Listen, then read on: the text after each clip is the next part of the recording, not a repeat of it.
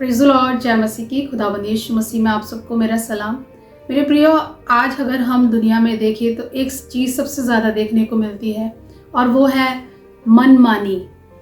परमेश्वर ने हमें अपनी रचना में रचा और उसने हमें इसलिए रचा कि हम उसके आज्ञा में अपने आप को आगे बढ़ाएं। लेकिन आज अगर हम दुनिया में देखें तो यहाँ सबसे ज़्यादा मनमानी देखने को मिलती है। लोग मनमाना खाते हैं, लोग मनमाना पहनते हैं। उन्हें जिन चीज़ों के लिए मना किया जाता है, अगर उनका मन कर रहा है तो वो उसी को करते हैं। अगर हम बाइबल की बात करें तो बाइबल के अंदर हम बहुत सारे ऐसे लोगों को पाते हैं जिन्होंने परमेश्वर की आज्ञा को माना, और जब उन्होंने परमेश्वर की आज्ञा को माना तो उन्होंने बहुत सी आशीषों को पाया। लेकिन अगर हम मनुष्यों के अलावा भी बाइबल खोल के देखें और आज की लोगों को हम उसके बराबर में रखें तो हम पाएंगे कि बाइबल के अंदर कुछ ऐसे पशु पक्षी, कुछ ऐसे जानवरों के बारे में बात की गई है जिन्होंने परमेश्वर की आज्ञा को नहीं टाला। हम मनुष्य की नहीं, हम पशु पक्षी की और जानवरों की बात कर रहे हैं जिन्होंने परमेश्वर के द्वारा मिली आज्ञाओं को नहीं टाला। लेकिन आज का मनुष्य परमेश्वर के द्वारा मिली गई आज्ञाओं को टाल रहा है और अपनी मनमानी के साथ अपने जीवन को जी रहा है। वो ये भूल गया है कि ये जीवन उसका नहीं है। ये जीवन परमेश्वर ने अपने इकलौते पुत्र को क्रूस पर बलिदान करने के बाद उसके लहू से हमें खरीद के हमें दिया है।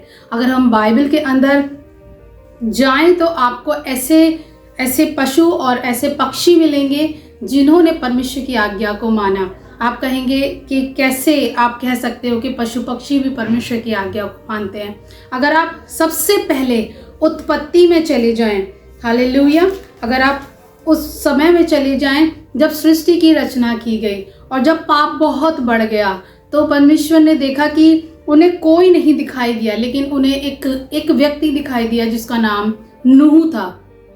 और जब आप नूह के बारे में पढ़ेंगे तो परमेश्वर ने उसे एक नाव बनाने के लिए दी और उसने कहा कि इस नाव के अंदर तेरा परिवार रहेगा।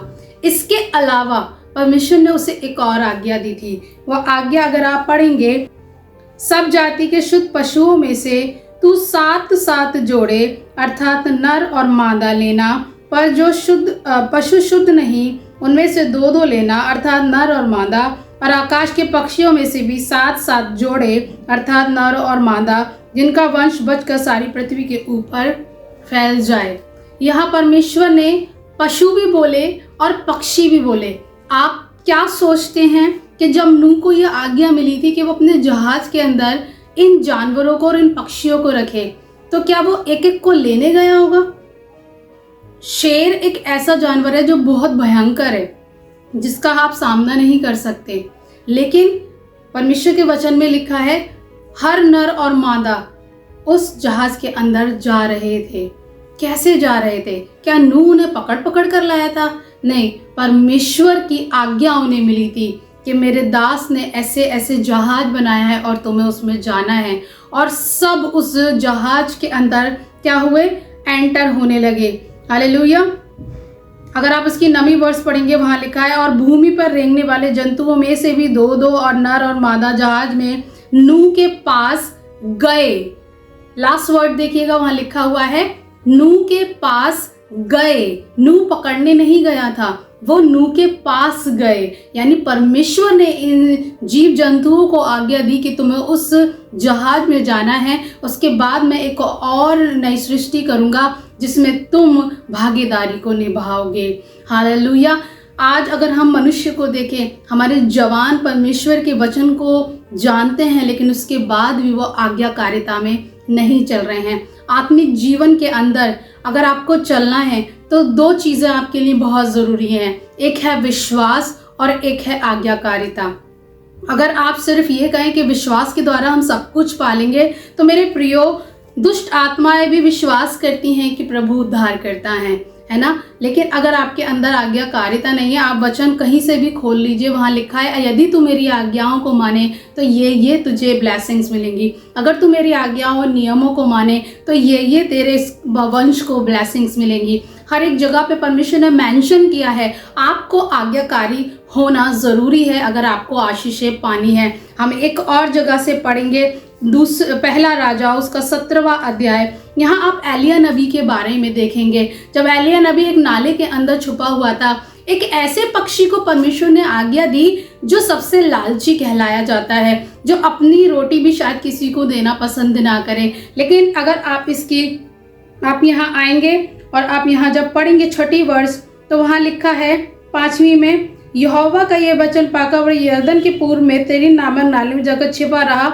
और सवेरे और सांझ को कौवे उसके पास रोटी और मांस लाया करते थे और वह नाले का पानी पिया करता था।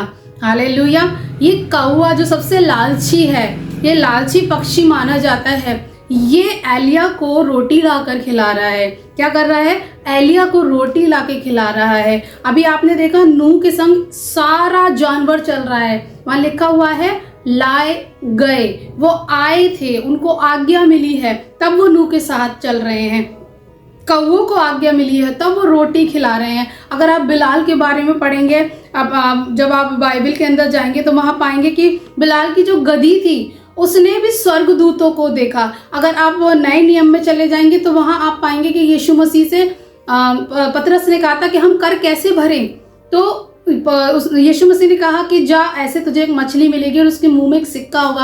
आप सोचिए, उस मछली ने यीशु मसीह की आज्ञा मानी, उस गधी ने यीशु मसीह की आज्ञा मानी, इस कौवे ने यीशु मसीह की आज्ञा मानी, उन तमाम जीव जंतुओं ने आज्ञा मानी जो नूह के जहाज में गए थे। आप सोचिए, जीव जंतु, जंगली जानवर, सृष्टि के कर्ता परमेश्वर की आज्ञाओं को मान रहे हैं, लेकिन हम मनुष्य परमेश्वर की किसी आज्ञा को नहीं मान रहे हैं। और उसके बाद हमारा क्या कहना होता है?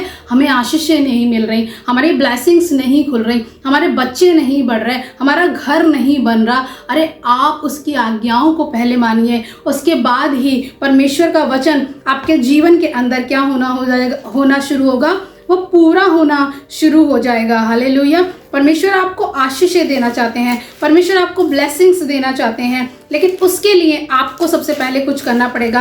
आपको क्या करना पड़ेगा? उसकी आज्ञा का पालन करना पड़ेगा। अगर आप लय व्यवस्था 26 में भी पढ़ेंगे तो वहाँ भी परमेश्वर ने आपको कहा है कि अगर तुम आज्ञाओं को मानोगे तो आशीषों को पाओगे, और अगर आज्ञा उल्लंघन करोगे तो दंड के भागी हो जाओगे। परमेश्वर ने हर एक जगह अपनी आज्ञाओं को और अपने नियमों को रखा। हम मनुष्यों से नहीं मान रहे, लेकिन जब हम वचन के अंदर जाते हैं तो आप देखेंगे कि जीव जंतु तक उसके आज्ञाओं को मानते हैं और अपने जीवन को निर्वाह करते हैं। आज भी अगर आप सुबह उठें तो मनुष्य सो रहा होता है, लेकिन सबसे पहले वो चिड़ियाँ चहचहा रही होती हैं और धन्यवाद कर रही होती हैं परमेश्वर का।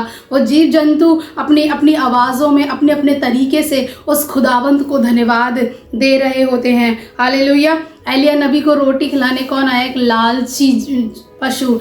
नूह ने मौसम की जानकारी लेने के लिए, सृष्टि की जानकारी लेने के लिए अपने पुत्र को बाहर नहीं किया, अपनी बेटी को बाहर नहीं किया, अपनी वाइफ को बाहर नहीं किया, वो खुद बाहर नहीं आया, बल्कि इसने किसका सहारा लिया? एक कौवे का और एक कबूतर का। वहाँ भी पशु पक्षियों का बहुत बड़ा सहयोग रहा कि वो परमेश्वर की आज्ञा नूह को जाके बताएं कि चीज़ें अब ठीक हैं या नहीं है। मेरे प्रियो, मेरे कहने का सिर्फ इतना मतलब है, जब जीव जंतु परमेश्वर की आज्ञाओं को मानते हैं, और परमेश्वर ने उनके लिए वचन में कहा कि जब मैं इन चिड़ियों को खिला सकता हूँ कि तो तुम्हारा मूल्य तो इनसे बढ़कर है। तो यदि मेरा मूल्य और आपका मूल्य इन जीव जंतुओं से, इन पशु पक्षियों से बढ़कर है, तो आपका और मेरा उसकी आज्ञा मानने का जो कर्तव्य है वो कितना बड़ा होना चाहिए। आज जितने भी दास दासी हैं और जो सेवाओं को कर रहे हैं, मैं कहती हूँ उनका जो अभिषेक है वो पूरी तरह आज्ञाकारिता के ऊपर निर्भर करता है।